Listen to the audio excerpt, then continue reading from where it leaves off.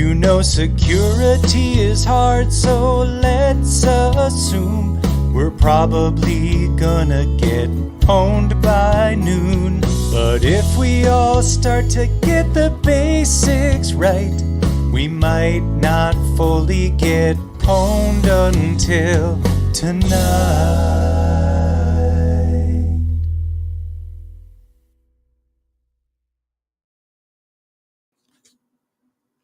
Hey, good afternoon. I'm Brian Johnson, and I've kind of forgotten how to do some of this streaming stuff. So I think audio is working okay. I had to take like 3-4 weeks off just because I was buried in the trenches of Pentest fun. And just yeah, I think everything's working. If it's not, or if I've got if you remember from one stream, if you've joined us before, I pushed down the button on the soundboard that made me sound like the devil, and I didn't realize it was on. And I don't know how long I went before someone was like, I don't think stuff is working right because you sound like Beelzebub. But yeah, I guess if there is a problem with audio, if it's just mouth moving, no sound, let me know. But otherwise, we'll just kind of get right into it, and you'll just have to forgive me a little bit ahead of time. I am I'm trying to fix the low caffeine problem with Mountain Dew, but the sleep problem I can't really address until tonight. But I thought while this pen test stuff, while I was in the thick of it for so long the last few weeks, I thought it would be good to just regurgitate some of what I've been learning, so that maybe you can enjoy it, and so I don't forget it. And Jeff says, "How comes?" Oh, okay, awesome. Thank you, Jeff. Thank you, Jeff. Okay, good. I remember how to chat. I remember how to get. I remember how did to get the video going and how did to get the audio going. So, so the three things, and I'm sorry, I lost. I don't know where I put my PowerPoint that I made. It doesn't matter. That I'm going to get the screen share going. That's the thing we really care about, right? I'm going to share the entire screen too. Let's get that in here. Three main things I wanted to talk about with you today. I wanted to talk to you about farming. I wanted to talk to you about snaffling. And I wanted to talk to you about ticket stealing. Three things that over the past 3, 4, 5 weeks, maybe more, have helped me get to the goods in an internal penetration test. And I'm going to put up Jeff's comments here. Maybe some of you can relate to that. I hope someday we'll both remember how to words real good. Yeah. And hey, Tim, and hello. Hello. Hold on. Hello, Shallow Heart NB. 4 people watching, so it's not only Brian's mom. Thank you. Anytime I get my mom plus 1, I feel like it's a good stream. I don't know the numbers. I don't know. It's weird. I pay attention and don't pay attention to the metrics because afterwards, because this goes like I think on LinkedIn, Facebook, they each give me like individual reports later. And sometimes those numbers are like, oh, cool. And sometimes they're like, oh, it was just me and my mom. But that's, I don't know. I don't know. The smart business people tell me to focus more on that and to see a steady incline. And that's the only way to measure success. And I kind of go, whatever, it's the where 2 or more are gathered kind of mindset for me. And I know from doing these videos, I know it has helped people in assessments. And if it helps one, then it will have been worth it. Okay. Oh, whoops. I'm sorry. You're not seeing my screen. I'm pointing at stuff and you're not seeing it. Let me just see if maybe I can move myself someplace else. Well, I guess that's a little better than nothing. Okay. So let's first start talking about farming first. Okay. And here is, I'll try to be a good podcast person. Not that you can't Google on your own, but I'm going to try to do a good job of pasting links. And thanks. Tim says, ignore the numbers. Content is great. Thank you, Tim. I appreciate that. Okay, that's the article. I'm going to just flow them into the chat. Otherwise, you're welcome to Google this on your own. This article and tool was invaluable to me on a recent test. So this is about harvesting credentials. And it's from this group MDSec here, who you'll see, mentioned all over the place. I mean, I tend to run into their blogs and tools all the time. I don't know the folks there, but by reputation and how much they've helped me, I thank you, MDSec. So I was in a pen test recently where things were pretty well buttoned down. And when kind of all the low hanging fruit stuff is off the table, one of the things I'll go back to is I will look and see, where do I have access to write to file shares, and how might I set up little tasty traps that will fire when people visit those shared folders that might coerce an authentication communication back to me. So this article does a great job of talking about that. And in fact, it specifically mentions, it kind of goes through all of the file types that do some of these shenanigans. But if you've been testing a while, you might have played with these SCF files. And let me go to this link, because this might actually have a example of what one looks like. And I don't know. Oh yeah, here it is. So let me zoom in a little bit. Here is what, no, I don't know how to do. Oh no, I didn't mean to do that. I just meant to do that, if that's seeable. So you can drop a file called, I usually called mine _index.scf, so that it would always pop to the top of a share, just so I could easily see it if I needed to clean it later. But what you could do is craft a, whatever you want to call it, .scf, and in it, copy in the context you see here, but where the icon file path is, you want to point that to // your Kali IP / doesn't matter. Just what you're trying to do is coerce a communication back to the IP of your choice.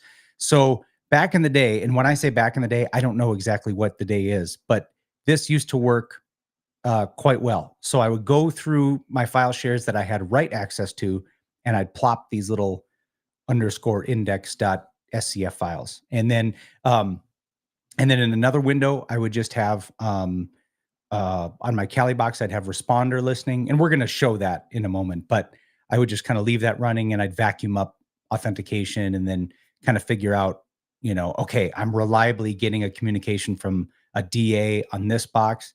Let me now set up a relay, or maybe I'll just bring that hash offline and try to crack it.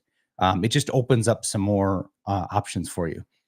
Well, if you keep reading this MDSec article, they conclude, even right here in the sentence, from our testing, this appears to have been resolved. And when I brought an SCF file over to our light pen test testing lab. Oh, by the way, please forgive me. Quick shameless self-promotion. Okay. We're going to do this real quick, and we'll get this out of the way. If you go to the 7-Minute Security website, just because this is breaking news as of like yesterday, if you go to the 7-Minute Security website and you go to training under services, okay, services, training, here's a little expando toggle thing about a few of our training offerings. One of them is Light Pentest Lite, which is live interactive training edition. This is a 3-day course for half your day. So it's 3 half days where I give you direct RDP access into a living, breathing, vulnerable Active Directory environment. And together we beat it up, and we do local privilege escalation. We capture credentials. We do some of the stuff you're going to see today. And eventually we worm our way to domain admin 6 ways to Sunday. So if you come here and you click the little clicky at the very top, breaking news, new session announced for April 23rd through 25th. So if you click there, blam, you'll be taken to an Eventbrite landing page, and you can, drop your credit card like it's hot if you want, and join us for that class. We keep them small, probably like 5 to 6 people, so that no hacker left behind. And I get the giggities. I get the giggities. I have a good time with it. I'd love for you to join us. And so there you go. April 23rd through 25th, 9 a.m. to 1 p.m. each day. Okay, so back at where were we? SCF files. And MDSec says, hey, this seems to have been resolved. And what I was going to say is, in our pen testing lab, I tossed some SCF files on things, and indeed, it does seem to be resolved. So as you then proceed through this article, they talk about a few other different file types that do still work in the department of coercing systems to talk to yours. So the one I'm going to demonstrate, I'm going to go to the library. This is really nice. They talk about each one. Talk about this was even used in some, um, in some real live hacks. But they talk about the file, kind of the makeup of it. But again, the idea, if you can see this text, this might be too small.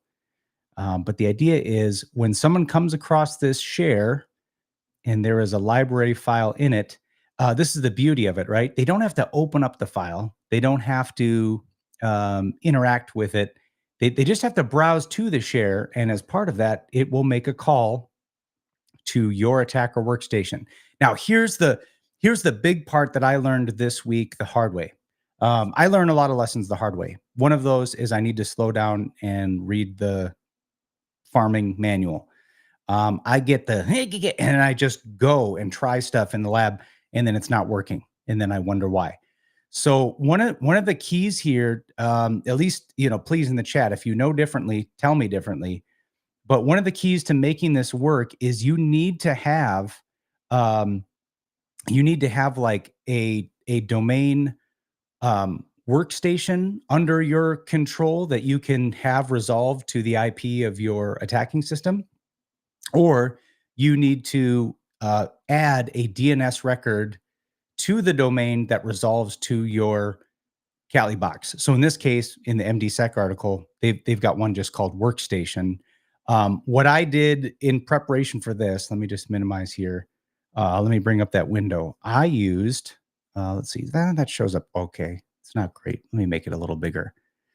On my Kali box here in our light pen test lab, I used this dnstool.py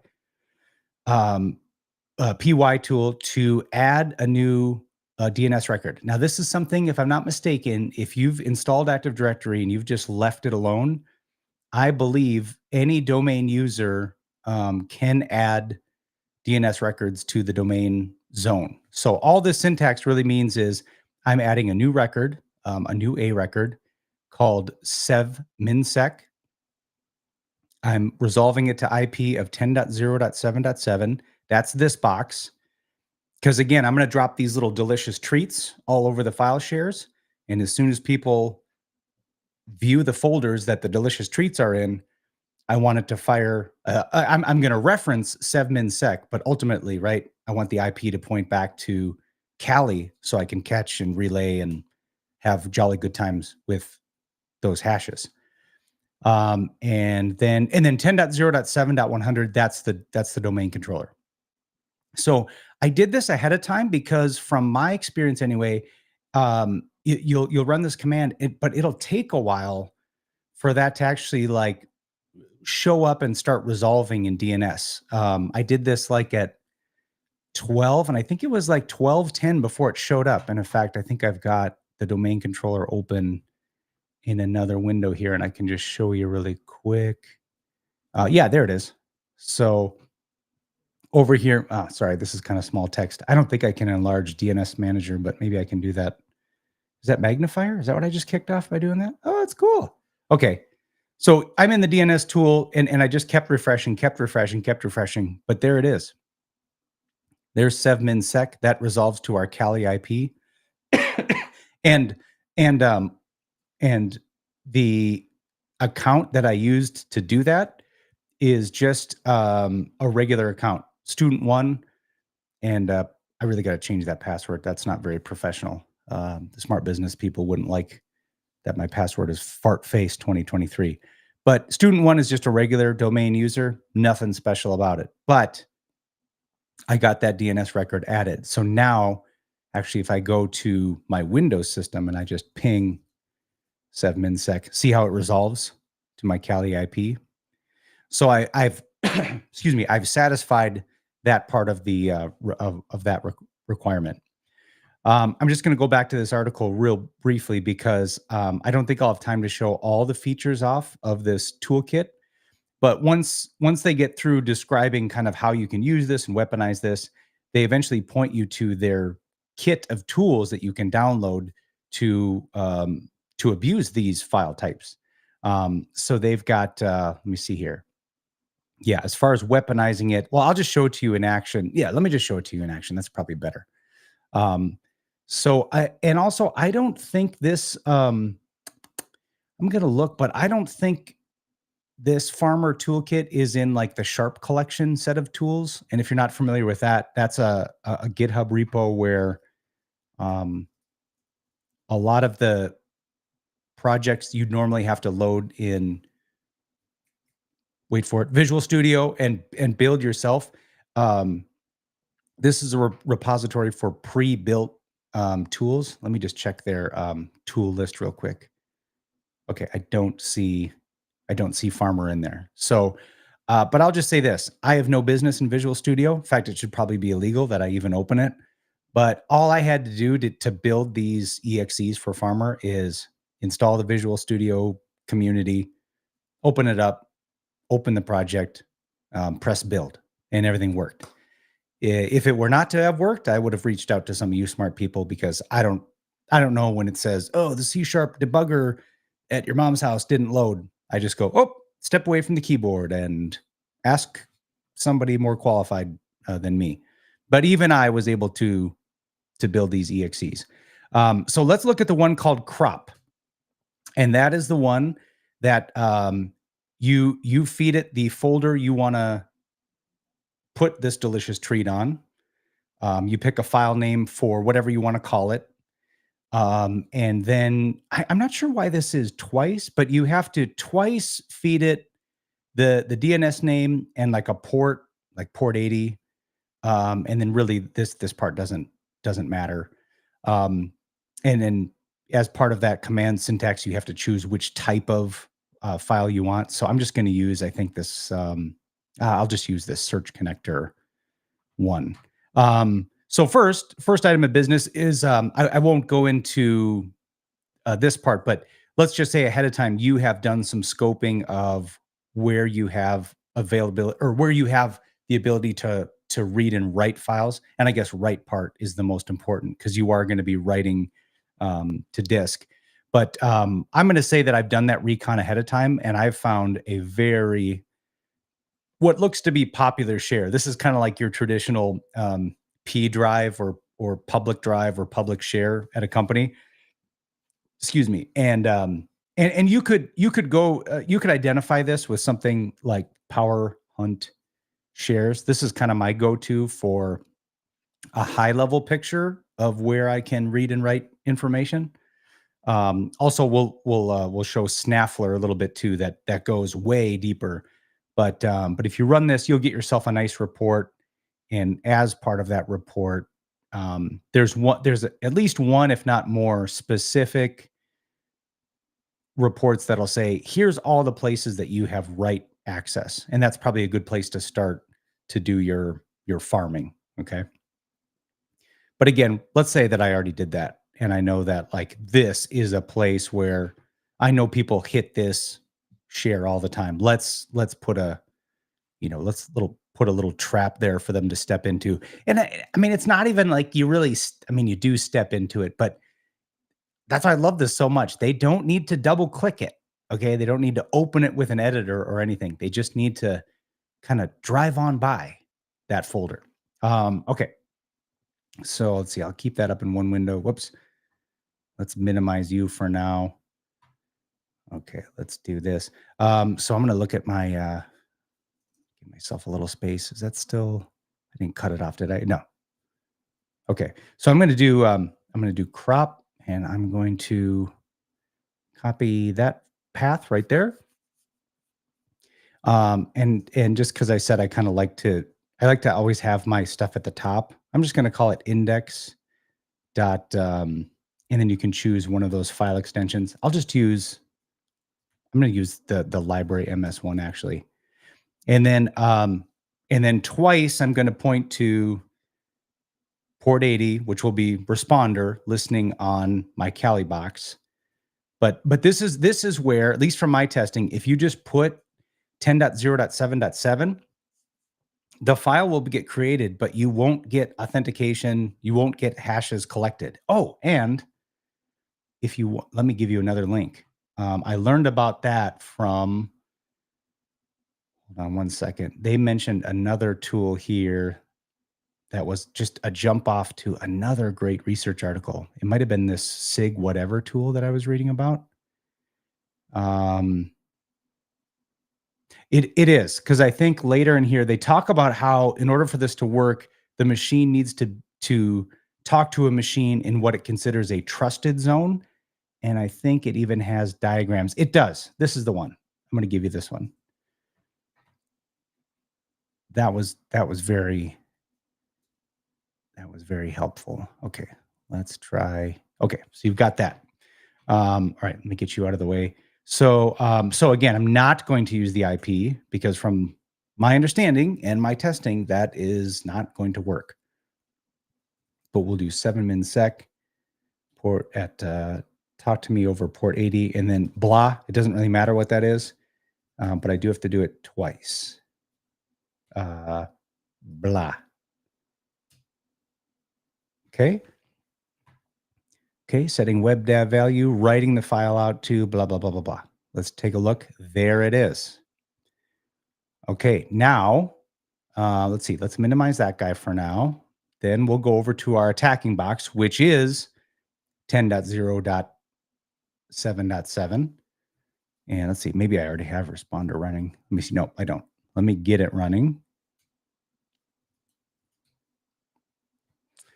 Okay, and let's just try. Let's see. I guess I was already at the folder. Let's try a quick test. If I come to shared here, I have had it a little bit where it almost seems like responders revving up like, hold on, I gotta, stretch before I can see it coming. Actually, why that's going, I'll do this from, and here's another thing I've not confirmed, but over to your right now, I'm gonna bring in the DC. I don't know, but in my testing, running from a server OS, so I'm on server like 2016 or something, logged in as a DA. When I browse that share though from I don't know if the difference is a server OS versus workstation, but this wouldn't work. So I hit that share, right?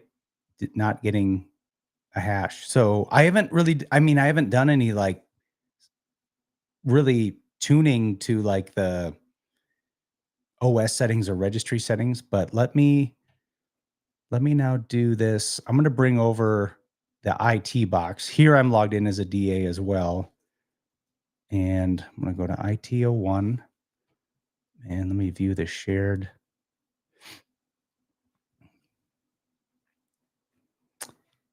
Okay, doesn't seem to be working. And this is why we do things live, right? That is why we do things live. And I'm going to try one more time from a third machine. And, oh, there we go. There we go. Okay, so let me just kill this a second. Stop. Oh, yeah. Oh, that is just, it just makes me just want to have a mint hot cocoa. Over here on desktop 2, all that happened is administrator was logged in and just went to pull up some files in the IT folder. And just by browsing, ding, hello, administrator account. How we love you so, don't we? Oh my goodness. That is just so much fun. Oh, and DF. Hello, DF. I mean, I know I'm kind of forcing you to interact here, but could someone just say like, that's just good, dirty fun is what that is. Or clean fun. I mean, you wouldn't know that it happened, right?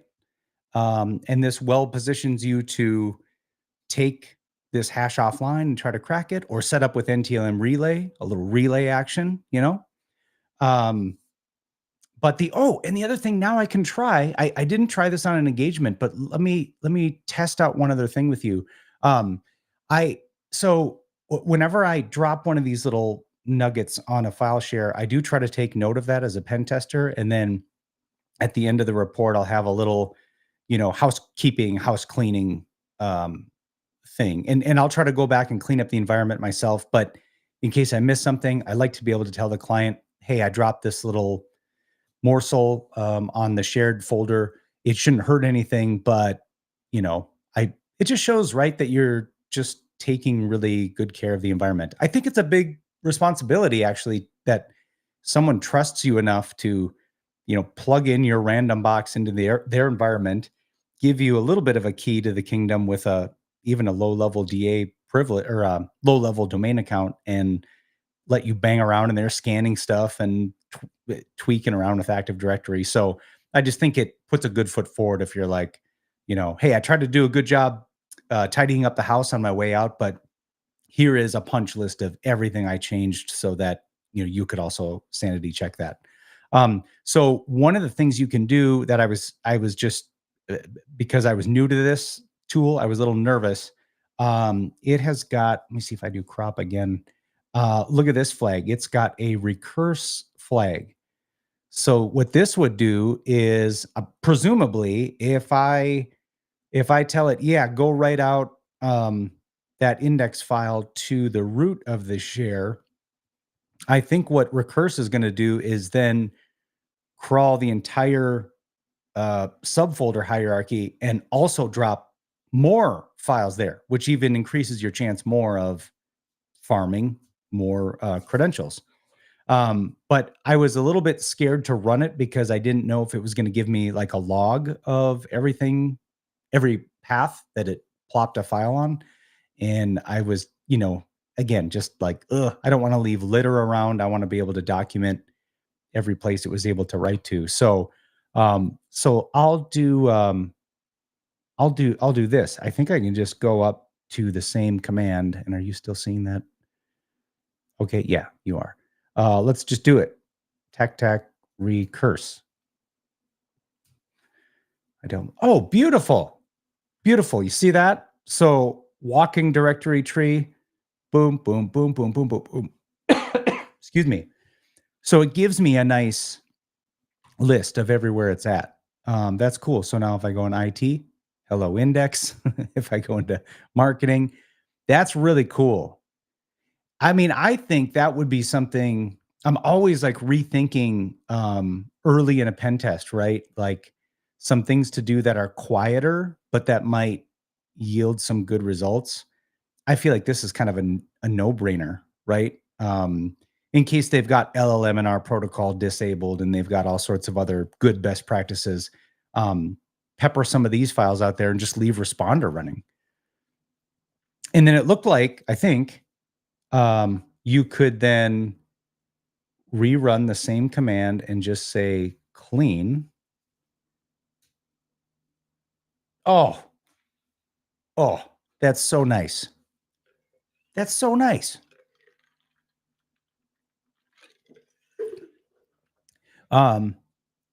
Okay, hold on, Jeff. I'm gonna put your comment up just because I don't know. I want to see it, and also my eyes. I can't read that far.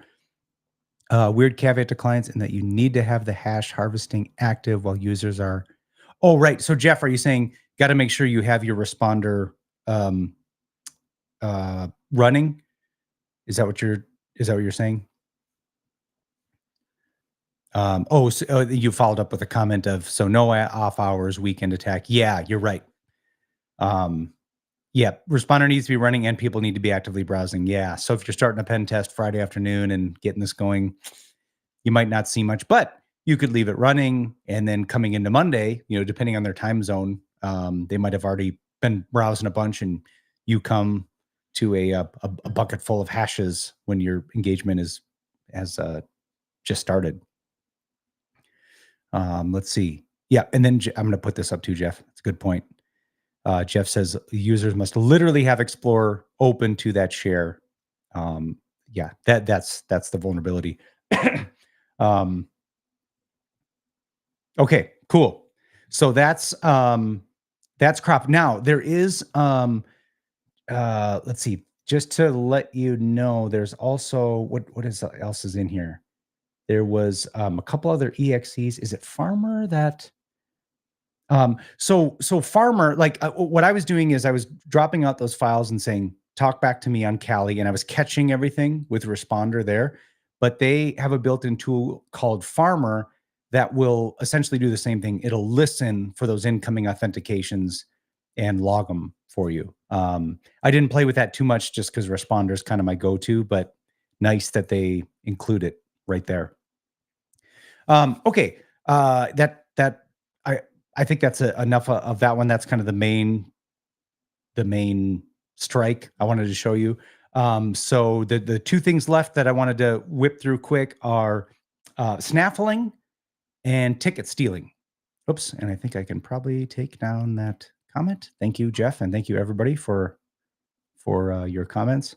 Okay, and this is one where I kind of feel a little bit embarrassed. You know what? Maybe I can just show you really quick. I'll show you. Let me just do the Power Hunt shares real quick, just to show you. Let's see. And where is it? It's in Power Hunt shares, and also I can't remember if it's this or Power Up SQL that will, like, antivirus will bark at you if you. No, I don't think it's this one. I don't think so. Okay, let me do this. I'm going to get into PowerShell. I'm going to do import module Power Hunt shares.pism. And then I'm going to make a directory called dump. And I'm going to do invoke hunt SMB shares threads 100 output directory dump. Okay. So what this is going to do is connect to, and you do have to have just a working Active Directory account to do this, but it's going to connect to the domain environment, get a list of computers, connect, make sure they're up. I think it actually does. Yeah, I think it does a ping scan first to see if they're up. Then, yeah, you can see right in the background. Connect to port 445, see if that's open, and then take a look at those files and shares and kind of crawl through them a bit and give you some pretty reports to tell you, essentially what you have read and write access to. So if I go to dump, if I go to take a dump, again, I told you I was short on sleep. I apologize. You can look at the summary report. It is helpful. I kind of tend to go a couple places right off the bat. I actually, especially in bigger environments, I like and maybe it's not here. Oh, I like this report. And shoot, I don't have anything to open it with. Sorry, I don't know, Notepad. I like this report that shows me all the shares and also crawls up to 3 levels deep and tells me what the subfolders and subfolder file names are. That's sometimes an easy way to find files that have the word password in them. So I'll take a look at that. But also you can, I think down here, you could, for example, open up just the report that says, where do I have write access?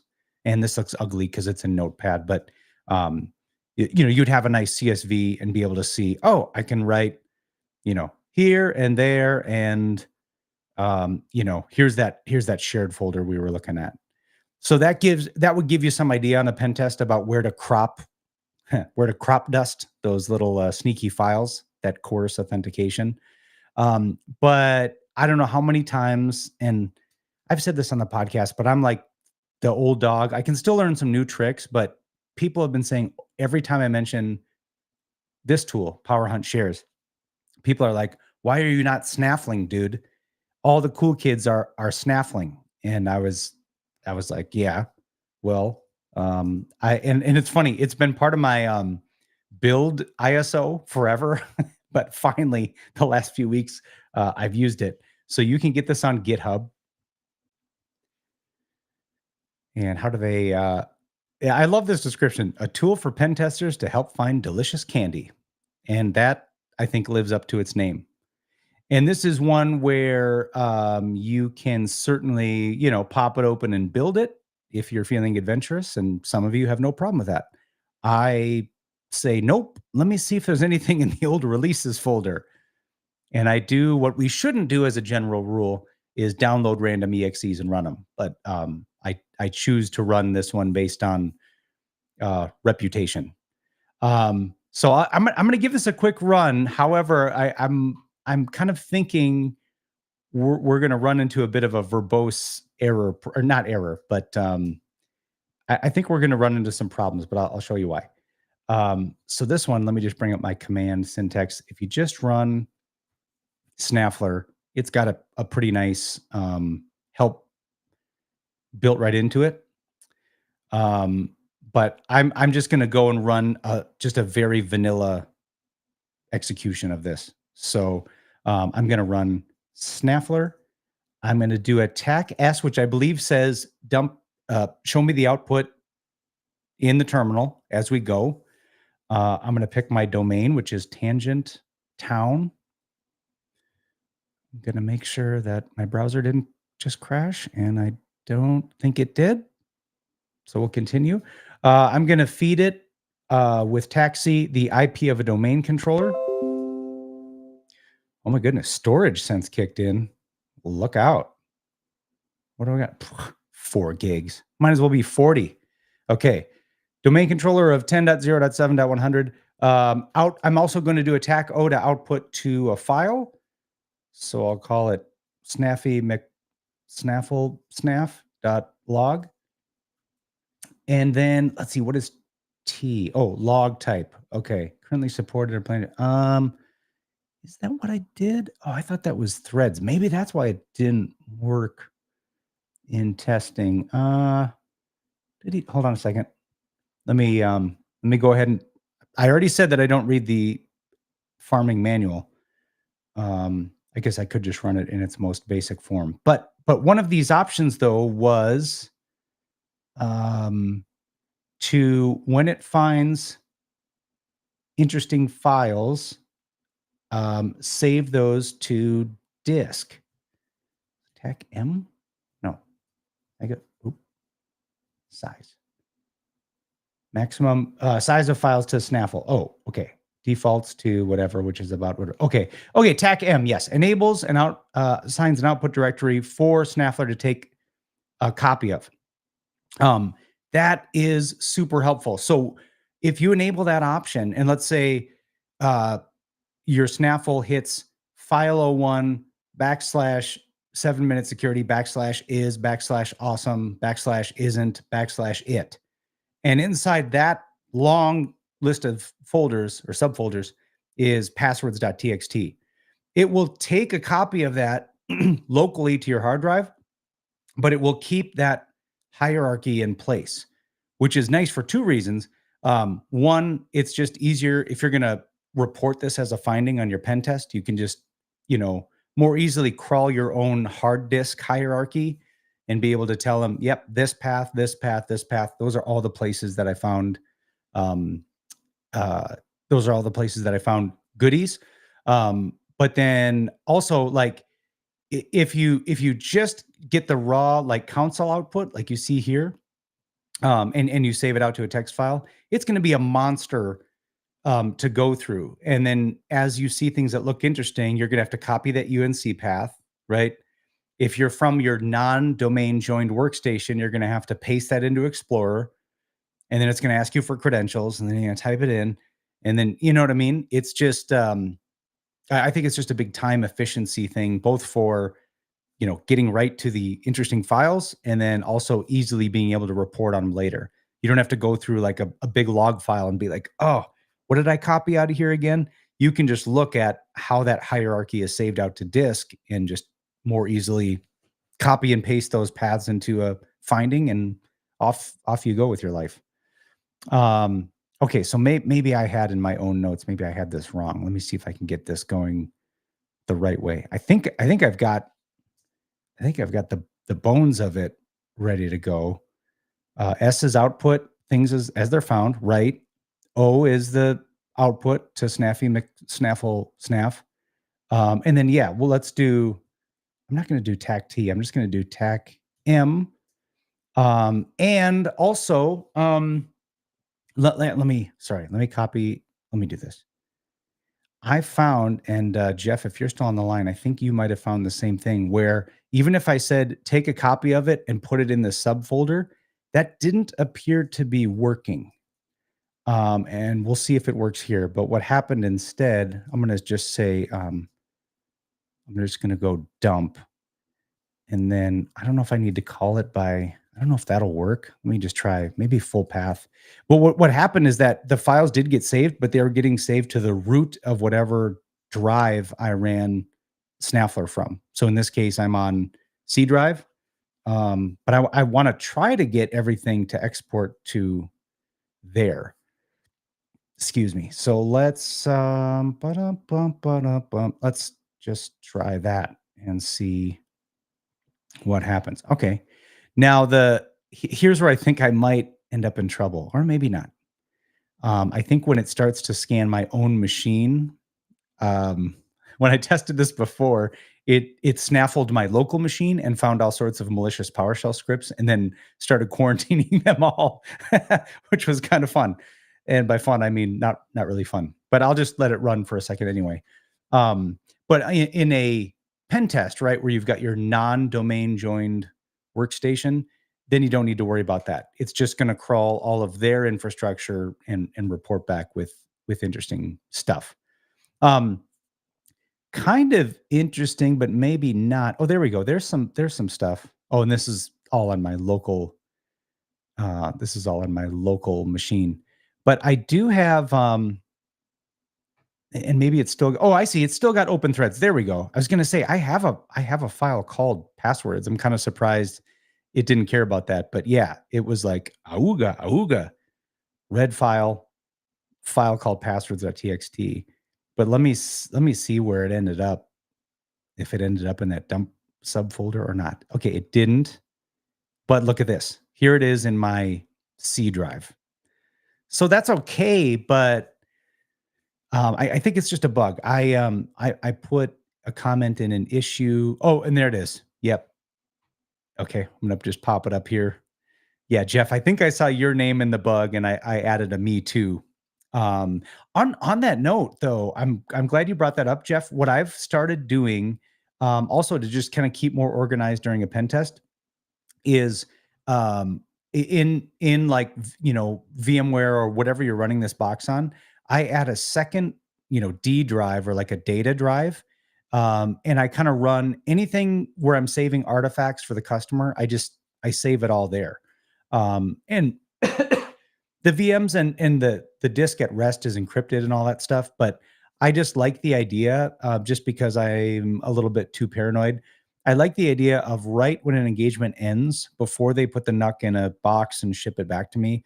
I feel better just being able to come in here and be like, format D colon, and just know that like anything I collected from them is gone. And I know that's overkill, and that, even if the mail was stolen in transit and they had $10 million in a hard drive, badoobly doo microscope, probably very small chances they'd actually pull anything out. But it's especially nice in a case like Snaffler, where I could go to my data drive and then I could have all this subfolder hierarchy there.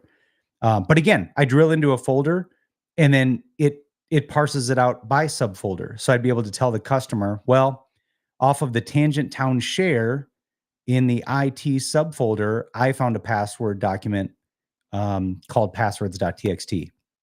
And in this case, it actually doesn't have anything sensitive. But in my working with it in real life the last month or so, OM goodness, does it find interesting things. It parses through PowerShell scripts. It's found like SQL connection strings, API secrets, um, scripts that provision users and in plain text say what the plain text password is. So then you take that password, you spray it over the whole domain, and you just hooked your tendrils into, is that what tendrils are? Those claws? Anyway, you hook your fingers into more accounts to use for your evil biddings. So super easy to use, just a couple flags to be worried about. Oh, and you can, I know what I did, what I found and got a little bit scared about when I ran Snaffler just wide open on a very large environment, it used all the resources available to my VM, and I started getting like sporadic connectivity issues, and my mouse was like, and so I had to like go in, go into Task Manager and like, oh, come on, kill command prompt. But there is is it threads? There we go. Max number of threads to use. Don't set it. This is a kids program. I didn't know it was going to say this. We'll just show this real quick. Stuff will break if you set it below 4. And I think I set it to, I can't remember, 10 or something like that. Just so it went nice and easy for my not so super powered jump box. All right. And whoops, sorry, I just like leaving Jeff's comments up all show. All right. So that's kind of cool, right? That's fun. Let's see. Yeah, we still have a few minutes left. Let me show you, kind of revisit with you ticket stealing. And this is a situation I found myself in not too long ago. Let me get a big command prompt window going. Why is it my mom decides to call me now? I'm not even talking about her. She really is. And I'm not going to put her on the line. Okay. I just, yeah. So what I found myself in a pen test recently was that I was able to get local admin to one key server. And what I wanted to do with that, I had set the wdigest flag. Excuse me. I'd set the wdigest flag so that credentials were being stored in a more, I'll call it exportable format. But if you've come up against this in pen testing before, you know that like EDRs are very, very good at knowing all the different ways someone might try to dump LSAS and get at those wonderful credentials. So, it used to be kind of back in the day, you could, and I don't know what we're talking about, a few years ago, maybe longer. I think I remember in some of my first pen tests of like 2017 and stuff, 2018, you could use sysinternals tools like procdump to make it look like you were legitimately just, making a LSAS dump just for research purposes. And then you'd grab the dump and you'd pull it open and it would have, 5 DA creds in there. So what I was trying to do in this particular pen test, which was a little bit trickier because this customer had locked down all the RDP access. So if you weren't enrolled in MFA, no RDP for you. But the PowerShell remoting that is on by default on server OSs anyway, that was still on. So I could still get to it.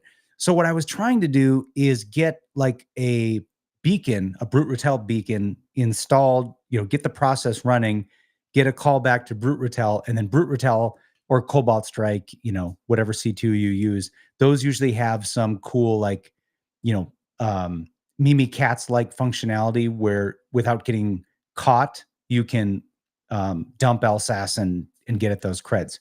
But that was not, long story short, that was not working for me. And so I was asking a bunch of you, I was going on different Slack and Discord channels, and someone was like, "Hey, didn't you talk about this a long time ago where you could use Rubius to steal tickets of logged in people and save them out to the registry?" And yeah, I did. Did I remember it at the time? No. Was my head buried in the sand of how do I get the C2 beacon to run? Yes. And let's just go ahead and let's just pull that up in case you want to reference it later.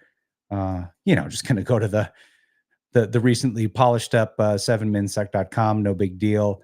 I'm going to search for Rubius monitor. Those are the keywords that'll make this work. And oh my gosh, back in part 47 of Tales of Pentest Pwnage, that's what I want to share with you. Is where I talk about this. In fact, I'll use this direct command in just a moment. Sorry,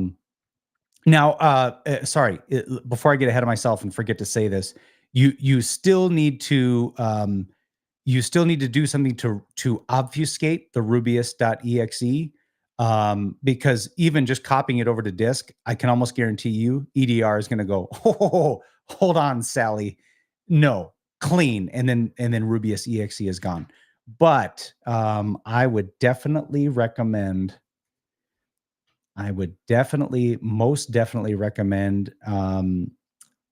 you check out, if you're like me and you don't have a full-time staff or the skills to build your own um, EDR evasion EXEs and DLLs and that kind of stuff.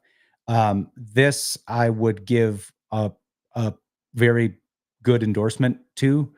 It's a bit more push button. It's even got a slick GUI where you can be like, hey, I'm going to feed you rubius.exe and I want you to run rubius.exe with these flags and wrap it all up in a tasty little exe that bypasses EDRs, please.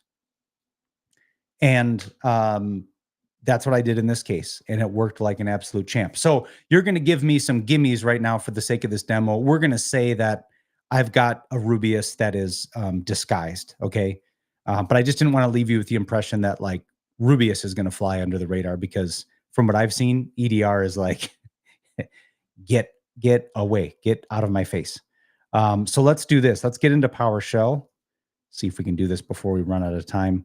Let's do enter PS session. Let's do computer name, and we'll say that TTIT01 is where I've got local admin access. And I'm going to say credential. I can't remember the format, so I'm going to go credential star. And that's just going to prompt me for my credentials. And I'm going to do tangent student 1, fart face 2023. And there we go. So you can kind of see, based on how the PowerShell prompt has changed, I am now connected to TTIT01. So if I do host name, I'm TTIT01.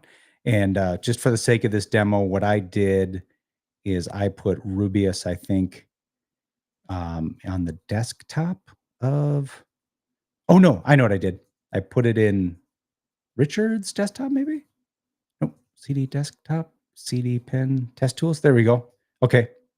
Okay. And if you're like me, and there's probably easier ways to find this, but I only had PowerShell access to this box. So I did task list, and I think I did some other flag basically to figure out all the different processes and services that were running. And again, probably better ways to do this, but I just kept doing it about every 20 minutes until I could see, like, for example, look at this. Richard, who is a DA, they're in here now running Chrome. So I know I've got stealable tickets, right? Because he's got an active session in here doing stuff. So I'm going to take it right out of the show notes here. I'm going to do Rubius monitor. I could just copy and paste, but why not just type the whole thing and introduce spelling mistakes? Interval for 5. Let's do no wrap. Let's have this run. I'm going to do run for the sake of time. I think 10 seconds should be sufficient. And then here's the beauty. This last part, it's going to vacuum up Kerberos tickets on the system and save them out to the registry for us. Isn't that fun? I'm going to answer that for you. Yes, it is fun. Okay. Registry, software monitor, and go. And there we go. We're running and we're running. One thing I'm not going to do, because I don't remember the commands offhand, I'm not going to do reg query commands to query for these saved registry values, but just chat GPT it or Google it and you'll find it, no problem. What I was able to do with PowerShell commands is query for this registry hive and export everything to a nice, pretty CSV. But just to save myself a few minutes, I'm going to just bring over IT01. Okay, so here's IT01 where I was just doing these shenanigans. And let me open up the registry. Let me give everything a refresh. And if we look down here and monitor, oh, hello. Oh, Richard.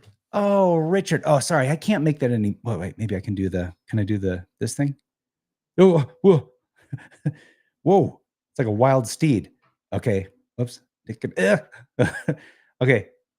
Sorry. I'm not good with this stuff. But here's the most important part. In that monitor hive, HKey local machine, software monitor, there's Richard, the DA, and uh, uh, uh, there is, maybe I can just zoom out here now. There's his stealable ticket.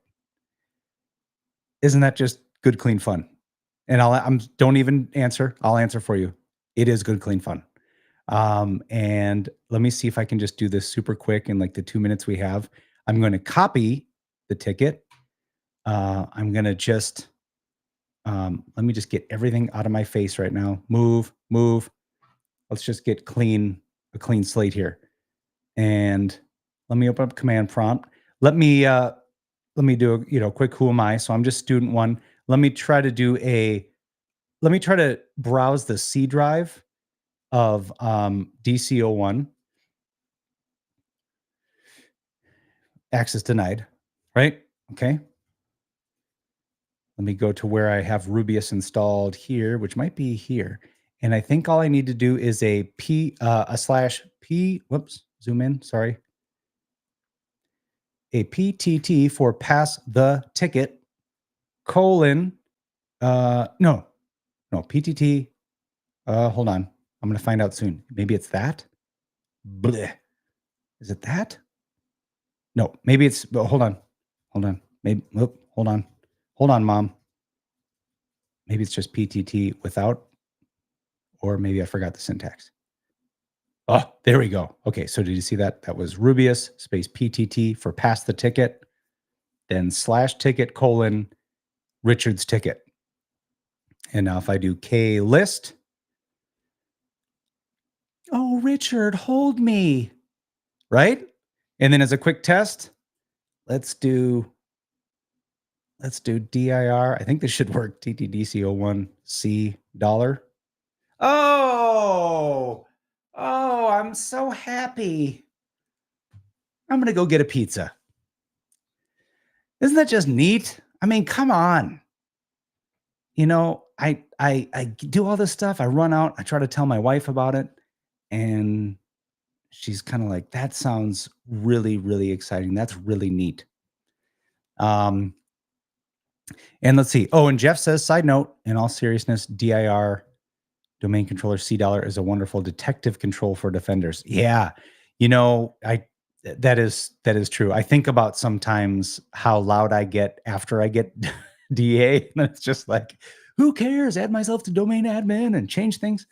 Um, but that I think is like I picked that up doing the certified red team professional because I think that was one of the first times it was heavy playing with tickets, and I wasn't like totally sure like am I using am I wielding the power of the ticket right now?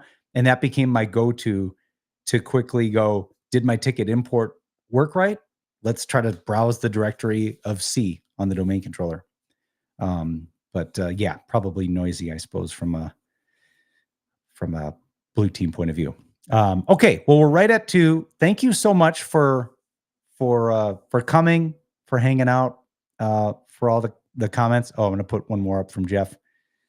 Next level, who am I of attackers trying to figure out if they are domain admin?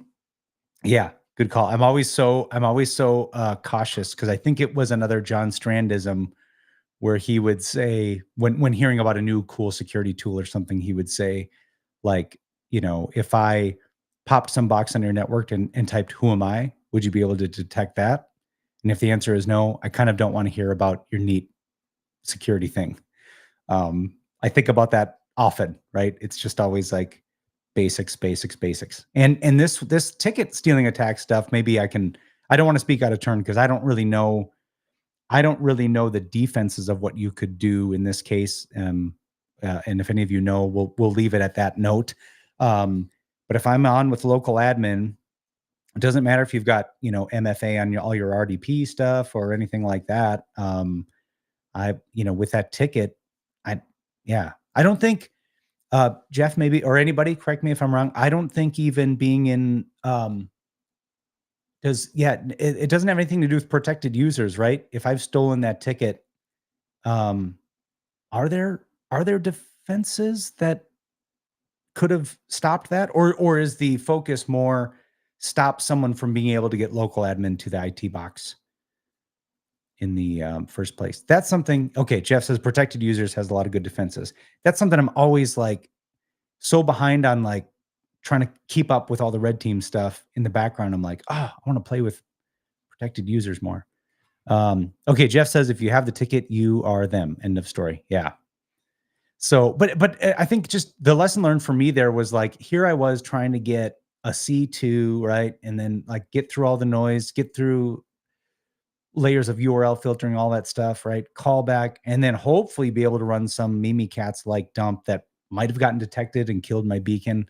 When in reality, it's like I could have kept it all local with just a little Rubius ticket harvesting, and then steal the ticket, be the DA, and bye-bye. So, okay. All right. Well, thanks so much. Hope you all have a great rest of your week and weekend. I don't think I'll be on next week because I'll be at the Netrix conference. I'm speaking there, and it's on Wednesday, and I think I fly home Thursday. So probably won't see you next week, but there'll still be a podcast, and then I'll see you on video, I think, the week after that. So yeah, take care, and God bless you, and we'll talk to you later. All right. Bye.